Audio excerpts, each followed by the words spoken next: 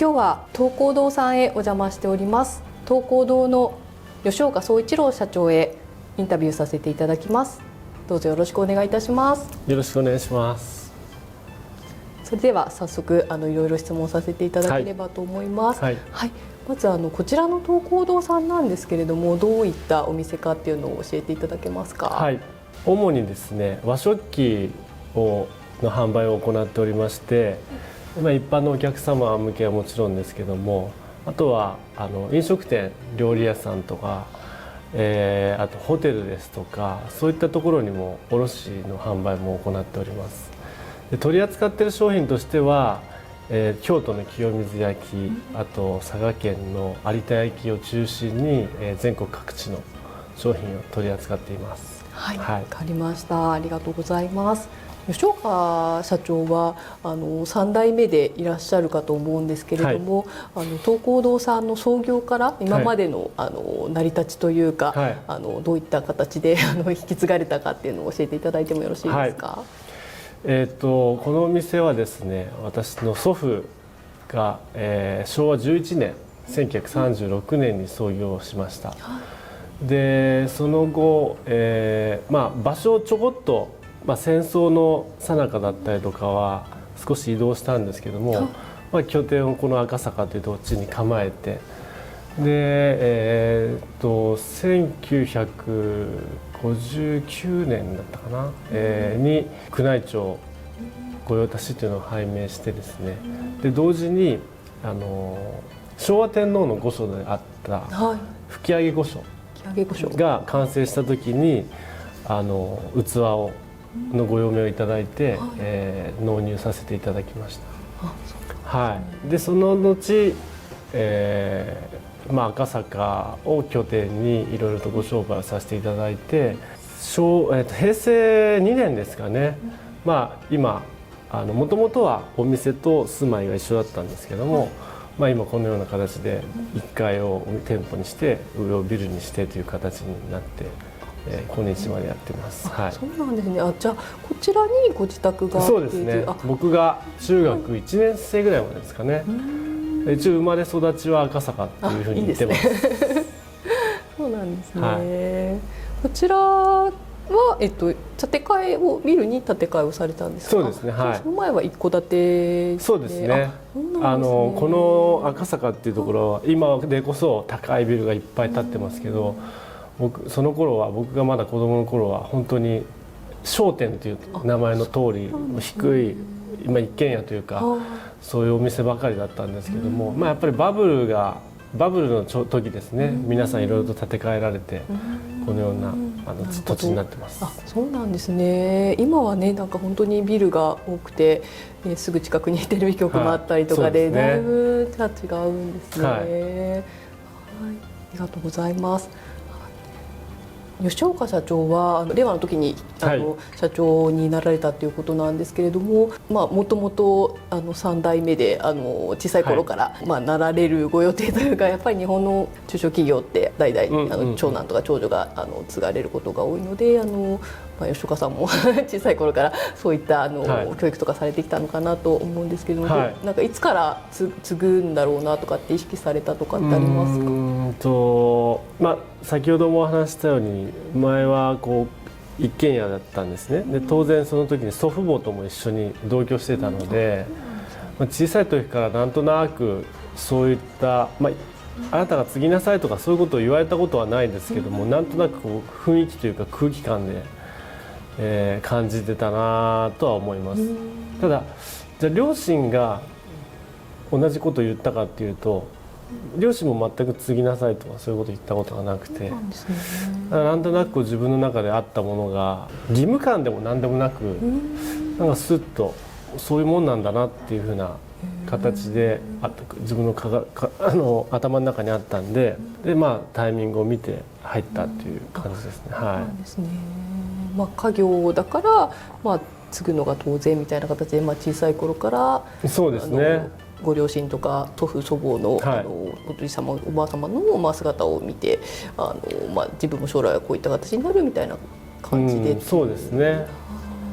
やっぱりあとその客商売、お客様相手の直の物を販売するっていう商売仕事っていうものに対してもやっぱ興味関心はずっとあったんで、はい、その辺が合致して、いいタイミングで戻らせてもらったって感じですよね。そうなんですね。吉岡さんって海外にも留学、そうですね。大学こちらで卒業してから少し2年半約3年ぐらいですかね、行かせてもらって、でその時にこう向こうの方っていろいろと日本のこと興味持って質問するじゃないですか。いろんな文化のこともそうだし、生活のことも政治のことも。でその時に自分の中でこう答えられないことがすごく多くて、でその中にやっぱり和文化っていうのもあったんですよね。でよく考えたら自分の実家の仕事、家業はそういったものをに通じてるっていうのがあったんで、実際自分が将来こう会社を継いだ時には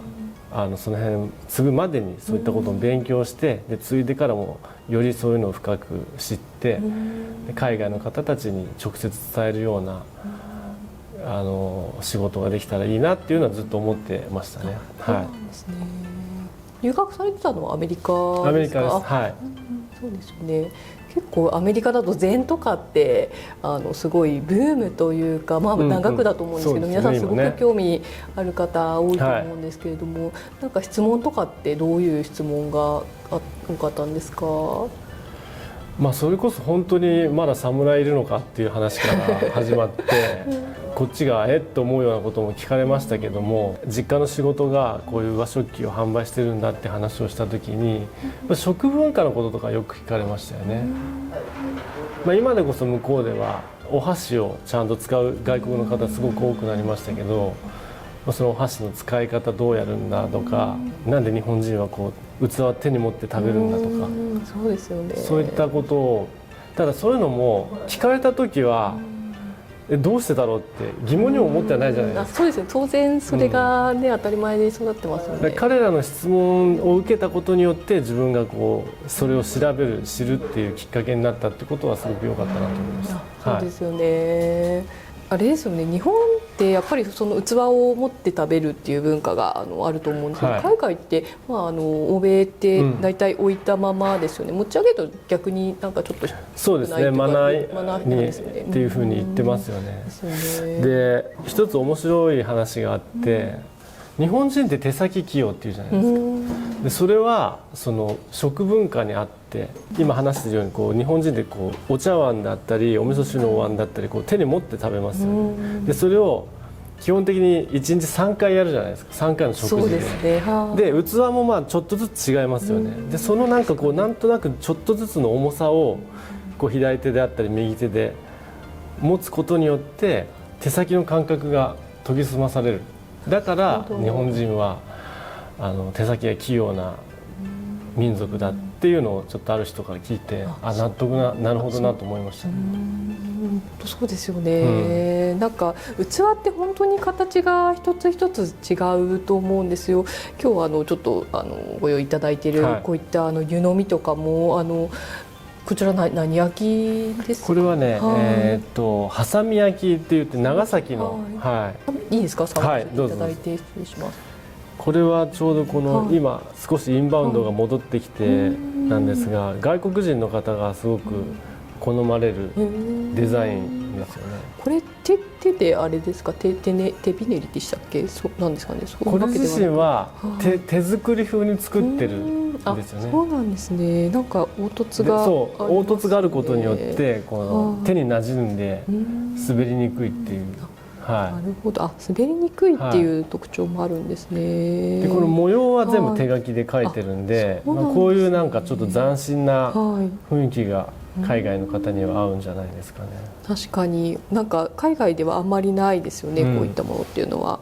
面白いですね。ありがとうございます。こちらも同じですか？そうですね。デザイン違いです。そうですよね。こっちはちょっとまた円になっててモダンな感じがしますね。おじい様の代に宮内庁から拝命されたっていうことなんですけれども、なんかいきなり拝命とかどういう経緯というかなんかいきさつみたいなのを教えていただいてもよろしいですか？はい、まあなんかいろいろな話があるんですけど、赤坂御所が近くにありますよね。はい、ありますね。なんで昔はさっきお話したようにこう商店街、いわゆるこう御用聞きの方っていうんですかね、がお買い物されることもやっぱ多かったみたいで、まあそういう中でこう目に留めていただいてそういうことになったんじゃないかなっていうのは聞いてるんですけども、はい。あ、じゃあ、ここにお店があるっていうのを宮内庁の方がご存知で、まあ素敵な器があるからじゃあこちらのものを使わせてもらおうっていうような形で、あ、そうなんですね。そうですね。はい。じゃあなんか元々の知り合いがいらっしゃってとかそういうのではなく、そうですね。器が良かったからっていう。もう宮内庁御用達っていう制度自体は今はもうないんですよね。名前だけはありますけど、その制度自体はもう廃止されてるんで、そうなんですね。でやっぱりその許可を得るのは、まあ、審査がなかなか厳しい審査があったということだったんで、多分ただ紹介がいるとかそういう程度ではなかなかなれなかったんじゃないかなとは聞いてますけども、はい、だからそういう意味では祖父には感謝していますよね。だいぶ違いますよね、はい、イメージというかね、すごいですよね。はい、だからそれを代々受け継がれてという形で、はい、そういうのって途中で変えられちゃったりとかってあるんですか？そういうのはもうなく、もうここがっていう感じなんですかね。多分何かこう適さないことがあったりとかした場合、やっぱりそういったものっていうのは、まあ、取り上げ制度がもうないので取り上げられるということはないとは思いますけども、おそらく必要な時のお声掛けとかっていうのはなくなっちゃうかもしれないですよね。そうなんですね。じゃあちょっと代々守っていかないとっていうプレッシャーみたいなのは、身の振り方に気をつけてます。そうなんですね。次の代もねお子さんいらっしゃるので、はい、また吉岡さんのお子さんが継がれるというような。なんか以前の、はい、包装紙が菊の模様で、はい、友人にお祝いでプレゼントさせていただいた時に、はい、菊の包装紙だったのですごく驚かれてて、はい、なんかあんまり包装紙でなんかめったに当たらないんじゃないですけど、なんかね、菊ってやっぱり皇室が使われる模様なのでなかなかちょっと使いにくいっていうのがあって、はい、すごいねみたいな感じで、はい、言われたんですけれども、なんかやっぱり許可みたいなものとかって必要なんですか？まあ、御用達なので、はい、まあ、あえて菊みたいな形だったんですか？菊の御紋って、はい、天皇陛下についてると思うんですけど、あれやっぱりこう花びらの数だったりとか八重になっていたりとかっていうのが厳密に決まってるんですよね。で例えばその花びらの数が違う菊の模様であれば全然問題なく使えるんですよね。はい、だからパスポートについてる菊の御紋も、はい、あれは天皇陛下がつけられるものとはまた違うものなんですよね。なんで結構いろんなところで菊の御紋っていうのは見ると思うんですけど、ちょっとその辺の違いを見ると面白いかもしれないですね。そうですね。なんか菊の御紋イコールっていう感じではなく、はい、それぞれというか違うものなんですね。はい、今また包装紙一新されて、はい、こちらの、はい、包装紙かと思うんですけれども、こちらのお花は何の？これはですねボタンなんですよね。はい、でちょっと小さいんですけど、この花瓶がうちの、祖父が作ったロゴマークなんですよね。でその中にこのボタンがあしらってるんですけど、この、デザインはそのままにしてこのボタンだけを抜いてこうやってちょっとランダムにあしらってるんですよ。で祖父は結構、菊もそうなんですけどボタンがすごく好きで、なぜかというとボタンって百花の王って、百の花の王様っていうのですごくこう高貴なお花の一つなんですよね。なので、菊も良いんですけども、今回はこのボタンにして、このようなデザインにしてみました。少しちょっとこうモダンな雰囲気も合うので、ちょっとこのアルファベットのロゴなんかも作って、外国人のお客様にも伝わるように、はい、そんな感じで作ってみました。あ、そうなんですね。なんかすごいね、ボタンってやっぱり中国の方とかって、ボタンと菊がやっぱり日本と中国って近いっていうこともあって、すごいやっぱり皆さん大切にされていて、やっぱりね中国の方でも王様とかそういう昔からね、宮廷内で飾られるのってボタンとか菊っていうのが多いですよね。そうですね。わかりました。ありがとうございます。はい、こちらもねインバウンドで海外のお客様が来られることが、多いと思うんですけれども、国とかでいうとどのあたりの方がいらっしゃるとかありますか？そうですね、オーストラリアから来る方がすごく多いですね。はい、今ちょうどインバウンドが戻ってきて頻繁にいらっしゃいますけど、聞くと大体オーストラリアが多いですかね。免税での対応するじゃないですか。その時にパスポートをもらいますよね。ご提示していただくんで、その時に国がわかるじゃないですか。そうすると大体オーストラリア、あとは、中国の方もいらっしゃいますけど、本土からじゃなくてシンガポールからとか。そうなんですね。はい、意外と南の方から来る方が多いかなっていう印象ですね。はい。面白いですね。でもなんか確かに私もこの間伺ったらオーストラリアの方とおっしゃってた方がいらっしゃったので、確かにそうかもしれないですね。今なんか海外の方に人気のなんか商品とかってありますか？先ほど手に取っていただいたこのようなちょっと手作りの感じのものですよね。でこれ土でできてるんで、いわゆる陶器っていうのは向こうにあまりこういう形じゃないので。が人気だったりとか、あとこれが有田焼なんですけど、この牡蠣もそうですけど、ちょっとメタリック調なデザインがすごくあちらの方たちには刺さるみたいで、これ焼き物だっていうと皆さんびっくりするんです。あ、そうなんです。何に見えるんですかね。なんかメタルで作ってるのかとか、はい。ここの部分、これはねプラチナをの上薬をかけてるんですよ。だからもう完全に全部陶器なんですけど。確かにそうですね。陶器ってちょっとパッとして見た感じだと、そうなんですよ。なかなか分かりにくいかもしれないですよね。デザイン色味も豊富にあるので、海外の方もそうですけど、日本の方もよくプレゼントとかで使っていただきますね。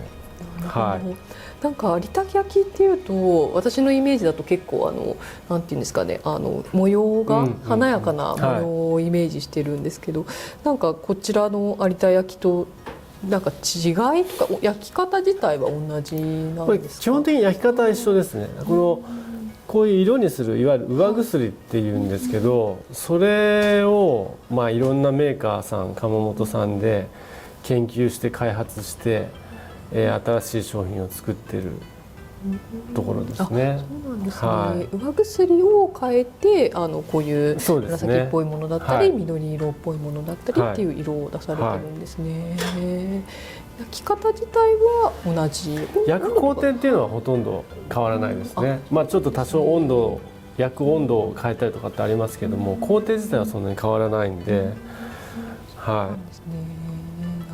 少し触らせていただいてもよろしいですか？ありがとうございます。すごいですね。なんかでもあれですね、指紋がついちゃうからなんか悪いのかなって思ったけど大丈夫ですか？拭けば取れるんで。そうなんですね。すごいですね。なんかさらっとしてるっていうか、独特の風合いがありますね。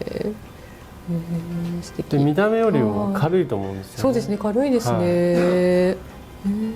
なんかお酒とか入れても良さそうですね。そうですね。ビールなんかも美味しく飲めると思います。薄いし、すごいですよね。ありがとうございます。はい。海外の方もこちらのお店にいろんな方がいらっしゃるかと思うんですけれども、海外の方がよく買っていかれるものとかっていうのを、ベスト3形式で教えていただいてもよろしいですか？さっきご紹介したこのちょっとメタリック調の有田焼のカップですね。これは非常によく皆さん手に取られてお求めになりますね。やっぱり色がいいんですかね。そうですね。ね。すごく海外の方が好きそうなはいお色ですよね。あとはそうですね、こういったお椀漆器も扱ってるんですけど、これ山中塗り、石川県の山中塗りって言って、すごい艶がありますね。いいですか？すごくね、これ薄いんですよ。山桜っていう木で作っていて、薄いんですけど割れにくくて丈夫で、これで一回お味噌汁飲むと多分他のもので飲めなくなるぐらい。そうですね。口当たりもいいし、でサイズが大中小ってあって、これ真ん中のサイズなんですけど、大きなものだったりすると、例えばちょっとした丼物とか麺類とかそういったものも使えるんで、海外には漆器っていう文化がないので、やっぱ皆さんすごく珍しがって買われますね。そうですよね。はい、あんまり乾燥してる国だったりするとちょっと手入れが大変だと思うんですけど。そうですね。お手入れってなんかこういうのって絹とかでちょっと拭いてみたいな感じとかなんですか？そんなにあんまり神経質な、本当にこう水で使われたらさっと拭いて、水拭きして、であとは拭いてもらえれば、で乾かしておけばいいですよ。中に物がずっと入ってるっていうのがあんまり良くないんで、濡れてたりとか。なるほど。なんかお正月でしか使わないようなちょっといいものとかちょっとうちにもあったりするんですけど、そういうのとかってお手入れをどうしたらいいのかなっていうのすごい結構いつも考えてしまいますね。本当にいいものは、例えば塗り物でいうと輪島塗りとか、ああいったものはすごくちょっと神経質になったりするかもしれないんですけど、山中塗りはその輪島塗りに比べて塗りの回数が少ないんです。なのでこうやって木の地肌が見えるんですよ。なるほど。そうですね。輪島塗りは厚く塗るんで、それでこう照りというか、あれが良さじゃないですか。だから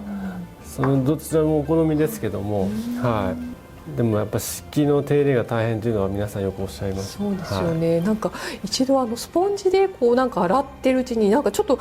結構いいのだったら剥げてきちゃって、なんかもったいないと思って、なんかねしっかり手でっていうか、あんまりそういうなんかしたりとかしないで、本当に水洗いっていうかさっとやるのがいいんですかね。そうですね。たまにずっとお母様、おばあちゃまから受け継いだお重があって、これ壊れちゃったんですとか剥げちゃったんですって言ってお持ちになる方いて、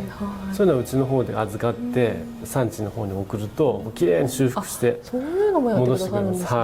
素晴らしい。ちょっと何かあった際にはぜひお願いします。でもう一つは、これはお抹茶碗なんですけど、ちょっとこの表列模様って言って少し、こうわざとひびが入ってるような感じにしてるんですけど、で周りにこうちょっとモダンな銀彩を入れて、ここに三島模様を入れてるんですけども、三島でにしてるんですけど。そうなんですね。三島模様っていうのはどういう、このお花のこれをこうハンコみたいなので押していくんですね。なるほど。それを三島模様っていうんですね。これは一応菊の模様になってるんで、これもすごくお抹茶が入ると綺麗な色味になって、で海外の方だとこれをちょっとカフェボールみたいな感じで使われる方とかもいるし、いいですね。ありがとうございます。すごいいいですね。結構手に馴染む感じで。貫入とはまた違うんですか？貫入、そう同じですね、技法としては。そうなんですね。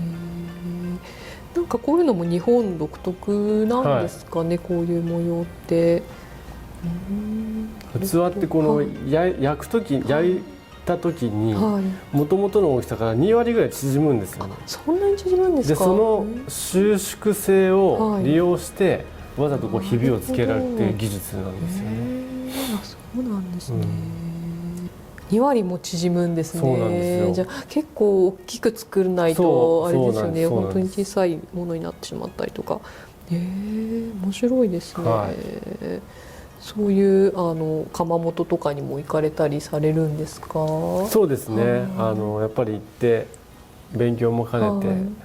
あと新しいものを仕入れるためにとかっていうんで、年に数回ですけども行ったりします。そうなんですね。わかりました。ありがとうございます。寺子屋忍者では茶道や華道を三田弘法寺さんっていうはいお寺の方で教えているんですけれども、やっぱり海外の方がいらしてくださったりとか、大使館の方とかいろんな方が来てくださってるんですけれども、これから寺子屋忍者の YouTube 自体も海外の方へ発信していきたいと思ってるんですね。中国語と英語と日本語字幕を見られるように設定をしてるんですけれども、多分こちらのYouTube も海外の方にご覧になっていただいていると思うんですけれども、何か海外の方へのメッセージみたいなものがあれば教えていただけますか？そうですね、非常に今日本の文化がお好きな海外の方が多いので、いろんなところで、観光されていると思いますけども、さっきもちょっとお話ししたように日本の食文化って独特なものがあるので、それを楽しむための道具としてこういった器があるので、もちろん花瓶のようなインテリアのものもありますけども、そういったものを自分の国と違う器で自分の国の食事を食べたりするとまた違う楽しみ方があると思うので、すごく豊富な種類ありますから、そういったものを見に来るだけでもね楽しいと思うんで、かなり楽しいですよね。来ていただければと思います。はい、なんかね、結構海外の方ってかっぱ橋とかに行かれる方も多いってお聞きしますけど、ああいうところってやっぱり、いいものももちろんありますけど、そんなに価格的にそこまで高くないもので、お手頃なものが多いと思うんですけど、こちらとかってなんか本当に美術品みたいな形でもあるし、なんかやっぱりね、さっきの山中塗りとかも全然ちょっと違うなっていう、その辺のねなんかところで売ってるものとなんかちょっとなかなかね映像からだと分かりにくいと思うんですけど、照りだったりとかね、本当に薄さだったりっていうのが全然違うなって思いますので、やっぱりねいいものに触れたい方とかはね、いろいろなんか来ると楽しいところですね。わかりました。ありがとうございます。では私ももう何年前ですかね、だいぶ経ちましたかねなんかお知り合いにならせていただいて、で最初やっぱり結構私器とか好きなんで、結構気になってはいたんですけど、やっぱりなんかちょっと一人で買いに来るってなんかちょっと値段もわからないですし、ちょっとなんか気にはなってるけどっていう感じで結構時間が経ってしまって。で先輩になんか行かれる方がいらっしゃって、ついでにじゃないですけど一緒になんか来させていただいて、こういう感じなんだと思って、それからいろいろこちらでも購入させていただいたりしてるかと思うんですけれども、ありがとうございます。なかなかちょっと敷居が高いと言いますか、そういうの好きな方とかもなかなか入りにくいっていうのがあると思うんですけれども、なんかそういう、意識されてることとか、何か初めての方になんかアドバイスというか、何かあれば教えていただけますか？どうしてもこのお店の作りから入りづらいっておっしゃる方多いんですけど、実際お店の中入っていただいて、器を見ると、まず値段っていうと意外と皆さん思ったよりも買いやすいっていうふうにおっしゃっていただいて、やっぱり入られたら、うちだけに限らずこういうとこ来たら皆さん手に持ってほしいんですよね。で自分が想像している重さとよりもだいたい軽かったりするんで、そうするとそこにまず一つ驚きがあって、でじゃあ実際それを毎日使う、日々使うとなると使いやすいわね、これやっぱどうしても重いものだと敬遠されがちになっちゃうじゃないですか。であとうちの商品の取り扱いの特徴としては、これ祖父の代からなんですけど、例えば有名な作家さんいますよね、焼き物でも、そういう人たちのものは基本的には扱わないようにしてるんです。そうなんですね。よくそういったものを買い求めにいらっしゃいますけども、なぜかというとその名前があると、その名前だけで一定の値段がまずできちゃいますよね。その物がどうであっても。それってやっぱりお客様にとってはメリットではないので、であればちゃんと窯元で職人さんたちが作ったもう量産しているものでもいいので、一つ一つ丁寧に作ってくださっているものを取り扱うように、要するに品物本位で品揃えをしているというのが特徴ですので、そういったものも来て体験していただければいいかなと思います。そうですよね、なんか私も本当に手が出ないようなものしかないんじゃないかなと思って、最初来る時結構ドキドキしたんですけど、なんかね本当に手に取りやすいものとかからあって、もういいですよね。ありがとうございます。そうしましたら日本の方に人気のある商品を教えていただけますか。まずですね、このすごく存在感のある黄色の器がお皿があるんですけど、今うちでオリジナルで作ってるんですけど、これ8寸なんで24センチあるんですね。でこれがやっぱり黄色のお皿って意外とあるようでなくて、今ここに置いといても分かるんですけど、多分1枚あっただけでもすごくテーブルでのアクセント、存在感になるんですよね。でこういう形状なので、例えばお肉料理でもいいし、お魚焼き魚でもいいし、でちょっとこう笹の葉とか何か1枚敷いて置くとお寿司とか乗せてもすごく映えるんですよね。でこういう黄色とか赤とかって暖色系はこう食欲を増すっていうふうに言われてるんで、毎日出すとくどいかもしれないですけど、たまにこういったものをテーブルに出すとまた楽しい食事の時間になるんじゃないかなというふうに思います。そうですね、すごい存在感というか華やかになりますよね。そうですね、なんか私カルパッチョとかイタリアンとかも合いそうかなって、あとサラダとかパスタとかも全然合いますんで。なんか以前にブルーの有田焼のお皿をちょっとこちらで購入させたものを知り合いの方にプレゼントさせていただいたんですけど、その方すごいイタリアンが好きな方なんですけど、結構ブルーとやっぱイタリアンもすごい合うみたいで、結構なんかいろいろ何にでも使ってるっておっしゃってたので、すごいなんか岩だけにこだわらず何にでもというかいろいろ使いますよね。無地のお皿っていうと大体皆さん白のお皿使われるんですけど、白ももちろんいいんですけど、もし同じ無地であれば色が入ったものを使われると、さっきお話したようにこうちょっとテーブルのアクセントになったりするんでいいかなと思いますね。そうですね。こちらはなんていう模様なんですか。これ線段、漢数字の線に1段2段の階段の段という字、それがこういわゆる段々になってるんで、線段模様っていう線段っていうんですけども、形がね。なるほど。なんかすごいあれですよね。普通のなんか円じゃなくて本当にちょっと段がなんかこうなってるのがいいですね。少しこういうふうにあるんで、ちょっと汁気のあるものとかでもこぼれないようにできてます。すごい素敵ですね。ありがとうございます。あとですね、ちょっとすごくトラディショナルな感じですけど、これは有田焼のお皿で、これ縁がこういうふうになってるの輪花模様って、一輪二輪お花の一輪二輪にお花って書くんですけども、で真ん中に福の文字が入っていて、もう文字通りおめでたいお皿なんですけど、これもねちょっと真っ白じゃなくて少しくすんだ感じになってるんですよね。だからちょっといわゆるこう以前の昔の器をあえてもう一回作ってるような、で少しこういう途中にこう黒い点があるんですけど、これもこの、染付って言って、この青い柄を描く時の、絵の具がこうちょっと飛んでるんですよね。でこれもわざとこれも味わいとして作っていて、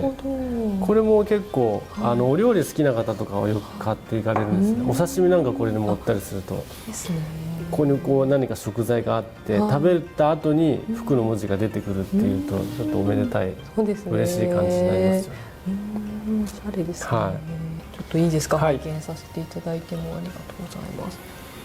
でもなんか確かにそういう筆のねなんか飛んだのってなんか伺うとなるほどっていう感じがしますね。なんか知らないとなんかあれっていう感じがねしちゃいますけど、その話を伺うと、なんかこれもなんかますますよく見えてくるというか、いろいろとあるんですね。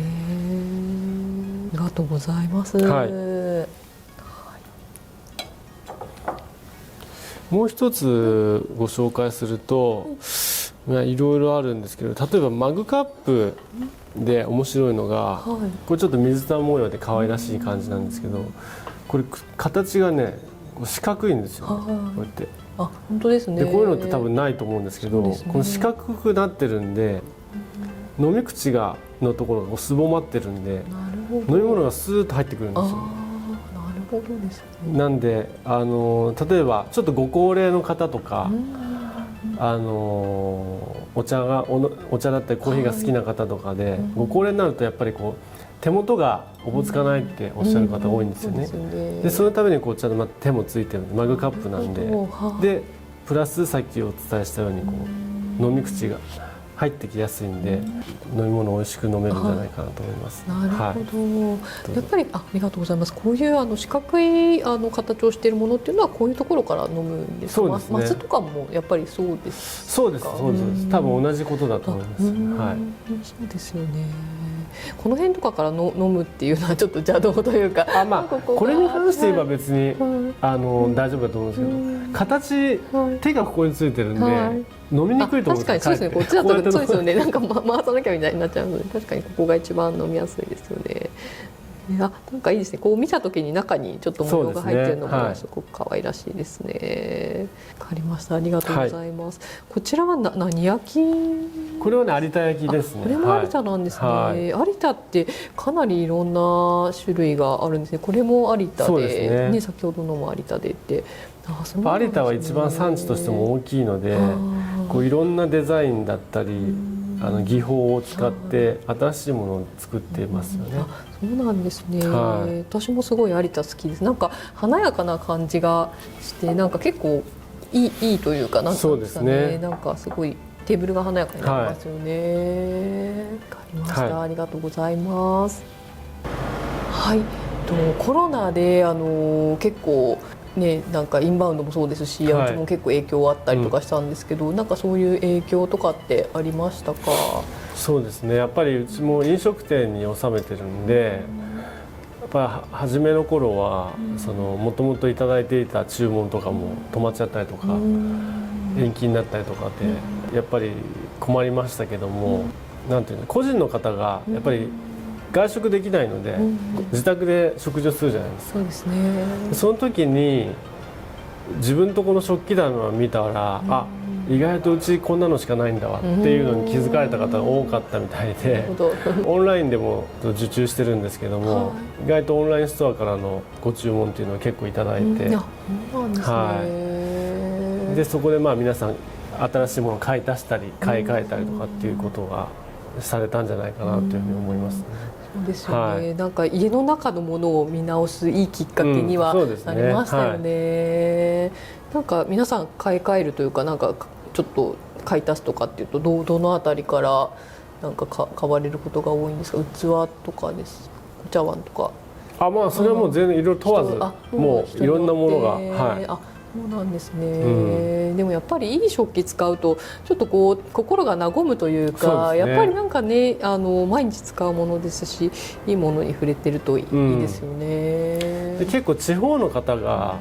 多かったですね。あまり地元だったりとか近いところにそういったお店がなかったとかいうのもあって、皆さん調べていただいてお買い物していただきましたね。なんか SNS とかで見つけてとかですか？じゃなくてインターネットで？いろいろ、うちも SNS とかやってますけども、そういったいろんな方法でねたどり着いていただいたんだと思います。いいですね。ありがとうございます。清水焼きって、結構私すごい好きな、焼き物の一つなんですけれども、一番最初に清水をなんか清水って覚えてしまって、なんか間違えて清水焼きとかって思ってしまうんですけど、なんかでもそれを知り合いの方に言ったら、清水、京都だから清水寺とかもあって清水で、清水っていうと静岡じゃないですか、だから京都だから清水って覚えるといいよって言われて、確かにと思って清水って、その後に読み方をちょっと覚え直したっていうような形なんですけど、なんか清水寺とか、京都の清水とかって何か関係あるんですか？京都の焼き物っていうのは京焼きっていうのがあるんですよね。まず京焼きってすごく大きな、京都で作ってるものは京焼きって言われて、で清水焼きっていうのは厳密に言うと清水寺の下から坂が上がっていくとかの界隈で作られたものだけを清水焼きって厳密に言うとそうなんですよ。そうなんです。まあでも今はその辺はもう少しこうアバウトになってますけども、はい。でもね、その清水焼っていう話ですけど、はい、全然うちにいらっしゃるお客様で、はい、すっごい器好きな方でも、普通に清水焼って読む人いるんで、そうなんですね。いやこれは多分字を見たら、はい、どっちがメジャーかって言ったらやっぱ清水なんですよ、読み方としてね。清水って読むのは清水寺しかないので、あ、そうなんですね。だからそれは全然恥ずかしがることもないし、僕も多分この仕事しなければ普通に清水焼って言ったなとそうなんですね。思うんですけど、はい。でもやっぱり清水寺の辺りだから清水っていう焼き物なんですね。あ、すごい勉強になりました。はい。なんか京焼きっていうと他になんか清水焼きの以外って何かあるんですか？まあ粟田焼きっていうものもあったりするんですけども、まあ基本的にはこう京焼き、清水焼きっていうとまあ一つのこうある分野があって、でうちももともとはここにね書いてあるんですけど、こう京陶器って書いてあるんですけど、うちの祖父が始めた時は京都のものだけしか扱ってなかったんですって。なるほど。でまあいろんなお客様のニーズで有田焼とか他の産地のものも入れてるんですけど、基本的には京都のものがうちはベースでやってたので、まあ当然お店に置いてあるものも京都のものは割合として半分ぐらいは占めてるんですよね。はい。なるほど、そうなんですね。はい、京焼きもねすごい素敵なのいっぱいありますよね。はい、何か清水焼きではい、おすすめというか人気のものとかあれば教えていただけますか？まあ、今の季節柄ですね、ちょっとこういったもみじがすごく綺麗に描かれた器ですね。これは尾形乾山っていう江戸時代の名工がいるんですけど、その人の写しなんですよね。なるほど。でこれよく見ると形がね松なんですよ。ああ、そうですね。で中に描かれてるのは、もみじ。これいろいろなパターンがあるんですけども、ちょっと今こういう時期的になんでこうなんかやっぱり基本的に清水焼きは全部手作り、形も手で作って絵付けも手でやるので、この温かみが伝わるのとこう繊細さを見るのにすごくいいですよね。はい。なんかその形も手で作られた、そうですね。はい。ありがとうございます。なんかすごい独特な形ですよね。裏でもなんかちゃんと形がしっかりわかりますね。だから清水焼きは同じ商品でもちょっとずつこう雰囲気が違っているんで、そういうのを楽しむと面白いですよね。光の加減でちょっともみじのね感じも変わりますね。すごい素敵なお皿ですね。ありがとうございます。あとはちょっとこれ杯ぐいのみなんですけど、これも中が染付けで細かい桜がこう書いてあるんですよ。で横にはこう青海波って青い海の波って書くんですけど、これもねお着物の模様でもありますけども、すごくおめでたい絵柄ですよね。こんだけこの小さいところに描くのはすごく、これ手作業でされてるんですね。すごいですね。これだけ中にこれ中に桜とでもみじが少し出てる。本当だ。これ雲の錦って書いて雲錦模様っていうんですけど、春のものと秋のものがあるんで1年通して使える。なるほど。でこれだけ詰めて書き詰めてあるんで、お酒入れるとね、こうなんか桜の花びらがこう揺れてるような感じでいいですね。ちょっと揺らぐ感じで、なんかのんびりできそうですね。いいですね。お休みの日とかに、こういうの使うとすごいですよね。夜とかゆっくりしたい時とかにちょっとね一人でとかでもいい時間が過ごせそうですね。わかりました。ありがとうございます。あともう一つはその絵柄でいうとこれもよく代表的なんですけど、ひょうたんが6個書いてあるんですよね。でこれ大体ひょうたんって6個書いてあるもの多いんですけど、なんでかっていうと無病息災の語呂合わせで6個のひさごで無病っていうんですけど、だから6個なんですね。そうなんです。だからひょうたんのものはプレゼントとかにするとちょっとこう少しうんちくも添えられるんで喜ばれると思います。すごくこれも軽いんで、はい、あ、本当だ、思ったよりなんか軽いですね。形もなんかちょっと変わった形ですね。面白い。なんか今の主流というか、マグカップ風のものとかって人気があるんですか？そうですね。さっきも話してましたけど、手がついているものなんで、手がついてるとこやっぱ安心じゃないですか。そうですよね。落とさないですもんね。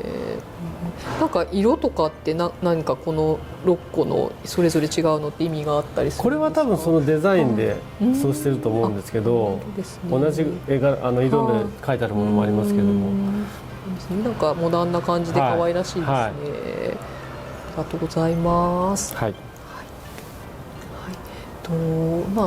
寺子屋忍者の方でもお花華道をやっていたりとか、お花屋の方もやっていたりっていうので、結構花器とか自分でも持ってますし、いろいろちょっと貸し出しとかすることとかもあるんですけれども、すごい素敵な花器があるなと思って、こちら見させていただいてるんですけれども、こちらはどういったものか教えていただいてもよろしいですか？これも京都の清水焼で、清水焼なんですね。これ地が緑なんですよね。深い、かなり濃いモスグリーンっていうか、ちょっと時間が経ってるんで少しなんでもうちょっと濃く見えますけど、でこの模様もちょっと茶色いんですけど、元はねこれ銀なんですよ。あ、そうなんですね。銀なんですね。金じゃなくて銀なんです。だから少し酸化してるんでこういう色になってますけども、まあそれもまたね味わいで、これまたすごいのがこれ中も見えます。中も同じこういう模様が入ってて、これ多分筆とかでこうピャッとこうにやってるんですけど、京都の清水焼ってこう見えないとこまで手が施してあるのがまた魅力なんです。普通ね花瓶ってこう刺して入れるから外だけ綺麗だったらいいっていう風になるけど、こう見えないとこまでこう手を入れてるっていうのが特徴ですね。はい、素晴らしいですね。いいですか、ちょっと持たせていただいて、結構重量ありそうな、そこまでですね。すごい。なんかでもこれが銀っていうのがすごい新鮮でした。なんか色からするとね金なのかなって思いますけど、すごいですね。これってなんかちょっと参加されてっておっしゃってたと思うんですけれども、元はもっと銀だったんですか？そうなんですね。じゃあ風合いも楽しめるっていうものですね。結構使ってるうちに抹茶碗とかもお茶でだんだん色がちょっと変わってきたりとかするじゃないですか。そういうのもねまた風合いがあって面白いですよね。ちなみに銀彩はどうやったらもう色が戻るんですかってよく言われるんですけど、身近なとこで言うと消しゴムでこうやって、そうなんですか。優しくこすってるとちょっと色が戻ってきます。そうなんですね。なんかでも消しゴムで消すちょっと怖い感じしますよね。しっかり焼き付いてるんで大丈夫です。そうなんですね。なんか金食器とかもやっぱりね色変わってきちゃうんで磨くじゃないですか。そういうのはでも使ったらダメですよね。そうですよね。消しゴムとかでちょっとこすってあげるとっていう。あとは柔らかいのでちょっとこう拭いたりとかすると。そうなんですね。タイさんならこれに何をいけますか？これ何がいいですかね。でも結構大きいので、そうですね。何がいいですかね。でもなんか大きいお花が合いそうですよね。ユリだったりボタンだったり、そうですね。そういうのちょっとしっかりこう生けてあげるといいのかなと思いますね。はい。ありがとうございます。今日はお時間いただきました。ありがとうございました。ありがとうございます。寺子屋忍者では日本の方だったりとか、海外の方だったりとかって幅広く日本文化に興味はあるけどあんまり体験したことがないっていうような方にお越しいただいて、日本文化の良さだったりとか普段やったことがないけどちょっと体験してみようみたいな形でやってるんですけれども、どういうふうに日本の方で特に若い方とかってなかなか佐藤とか華道に日常生活で触れることがなかったりとか、こういったものとかもそれに近いところがあると思うんですけども、やっぱり両親とかが興味がある方とかはやっぱりいいものとか、はい、使われると思うんですけど、なかなか、ね、そういう環境にないとなかなかこういいものを使おうとかっていうよりは、無印でいいかとか、なんかその辺のものでいいかとかっていう感じになってしまうと思うんですけれども、はい、何かそういうなんかどういうふうにしたらいいものとか、その日本文化伝承していかないといけないようなものとかを広く若い方だったり海外の方とかに発信というか伝えられると思いますか？何かアドバイスとかがあればぜひお願いします。日本文化ってさっきも冒頭にちょっとお話ししましたけど、今やっぱりすごく海外で興味を持たれている方が多い。本当に今外国の方がたくさんこれからももっともっと日本に帰ってきた時に、僕の学生時代の話じゃないですけど、こう日本のことを聞かれることがすごく多い。でそれを知ってることがちょっとこういう言い方が正しいか分かんないですけど、かっこいいと思うんですよね。で茶道とか華道ってどうしてもやっぱりこう敷居が高いっていうイメージがあるんで、でもこの入り方っていろいろあって、多分多江さんもそのいろんな形でのクラスを作っていらっしゃると思うんですけども、なんでこう自分の入りたいところからそういう導入部分っていうんですかね、そういったものをなんかこういろいろと豊富に提供されると生徒たちも入りやすいじゃないですか。確かに、初心者向けのものだったり上級者のものだったり、海外の方でも取り扱いやすいものとか、そういった形でいろんなレパートリーをこちら側で持っていると、それに合わせて。そうですね、多分ね、習いたいと思ってる人ってすごく潜在的に習いたいと思ってる人ってすっごいたくさんいると思うんだけど、きっかけがやっぱり欲しいじゃないですか。そうですよね。でも何かやっぱじゃあ着物着なきゃいけないのかとか、道具持ってないしとかって多分いろいろと理由を見つけて皆さんこう控えてるんだけど、本当なんだろう、極端に言ったら手ぶらでも来て大丈夫ですよみたいなところからそういうレッスンをね提供されると、すごく皆さん気兼ねなくそうですね、来られるんじゃないかなと思いますけどね。そうですよね。確かにそういうの大事ですよね。やっぱりなんか手軽でね来られるって、やっぱりその着物とかも私習いに行ったんですけど、なんか習いに行く時にやっぱりその会社とか、私自営業なんであまり関係ないですけど、なんかわざわざその荷物を持っていくってすごく大変なので、そこで貸してくださって手ぶらで行けるところだったので、すごい通いやすいっていうのがあったので、確かにそういう通いやすい環境を作るっていうのは大切なことですね。それで多江さんとか先生を見て、私も着物着てみたいとかっていうふうな興味を持って、ちょっとこう初心者向けのお着物とか買ってみてとか、そういうところからこうだんだん自分のレベルを上げていけばいいんじゃないかななんて思いますけど。確かにそうですね。ありがとうございます。今日はお時間いただきましてありがとうございました。ありがとうございます。何かYouTube を見ていらっしゃる方にメッセージとかがあれば少しなんか教えていただけますか？そうですね、今日はいろいろと器の話もさせていただいたんで、少しでも興味を持っていただければいいと思いますけども、多江さんとの、こういう関係でいうと、広く和文化っていうところをね、どんなものでもいいんでちょっと皆さんかじるところから始めて、意外とそうするとハマっちゃうんで。そうですよね。どんどん分かってくると楽しくなってきて、どんどんなんか知りたくなってきますので、意外と自分が当たり前だと思ってたマナーとか、どうしてこうなんだろうっていうのを調べるのって結構面白いんで、そういったもののきっかけになればいいかななんていうふうに思ってます。そうですね。ありがとうございました。東光堂さんの情報も説明欄に載せさせていただきますので、ぜひご覧いただければと思います。本日はどうもありがとうございました。皆さんいかがでしたでしょうか？今日は東光堂様へお邪魔させていただきました。このビデオが気に入っていただけましたら、ぜひいいね、チャンネル登録お願いいたします。どうもありがとうございました。ありがとうございました。